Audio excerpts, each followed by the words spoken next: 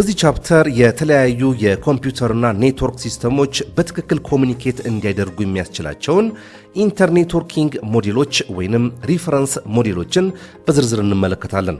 በመጀመሪያ በኦኤስአይ ኢንተርኔትወርኪንግ ሞዴል ከፊዚካል እስከ አፕሊኬሽን ድረስ የሚገኙትን ሰባቱንም ሌየሮች በዝርዝር የምትረዱ ይሆናል። ቀጥሎ በቲሲፒ አይፒ ወይንም ዲኦዲ ኢንተርኔትወርኪንግ ሞዴል ውስጥ የሚካተቱትን አራቱንም ሌየሮች እንደዚሁ በዝርዝር አስረዳለሁ። በማስከተል እነዚህን ተፎካካሪ ኢንተርኔትወርኪንግ ሞዴሎች በማነጻጸርና በማወዳደር ጠንካራ ጎናቸውን እንመረምራለን። እነዚህ ያየናቸውን የኢንተርኔትወርኪንግ ሞዴሎች ጽንሰ ሐሳብ ትክክለኛ ኔትወርክ ኮሙኒኬሽን ላይ ምን እንደሚመስሉ በተግባር ለማስረዳት በዋየርሻርክ ሶፍትዌር አማካኝነት ኔትወርክ ትራፊኮችን ይዘን የኢንተርኔትወርኪንግ ሞዴሎች ሃይራርኪካል ሌየሮች እንዴት እንደሚገለጹ በተግባር እናያለን። ዋየርሻርክ ሶፍትዌርን በመጠቀም ዲኤንኤስ፣ ኤችቲቲፒ እና ኤችቲፒኤስ ፕሮቶኮሎችን አናላይዝ እያደረግን ፕሮቶኮሎቹ እንዴት እንደሚሰሩ በተግባር የምትረዱም ይሆናል። በተጨማሪም ኤችቲቲፒ ፕሮቶኮልን መሰረት ያደረገ ኔትወርክ ኮሙኒኬሽን በመጥለፍ ዩዘርኔም እና ፓስወርድ እንዴት እንደምታገኙ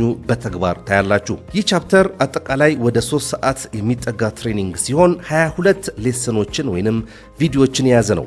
በመጨረሻም ይህንን ኮርስ ስትጨርሱ ኢንተርኔትወርኪንግ ሞዴሎችን ጥንቅቅ አድርጋችሁ ከማወቃችሁም በላይ ዋየርሻርክንና መሰል ፕሮፌሽናል ሶፍትዌሮችን በመጠቀም ኔትወርክ ፕሮቶኮሎችን እንዴት አናላይዝ ማድረግ እንደምትችሉ በተግባር የተደገፈ ዕውቀት የሚኖራችሁ ይሆናል። ይህንን ቻፕተር በደንብ ለመረዳት ከዚህ በፊት ቻፕተር 1 ላይ በዝርዝር ስላስረዳሁት መሰረታዊ የኮምፒውተር ኔትወርኪንግ ዕውቀት ሊኖራችሁ ይገባል። በዚህ ኮርስ ጥሩ ልምድና ዕውቀት እንደምታገኙ ተስፋ አደርጋለሁ።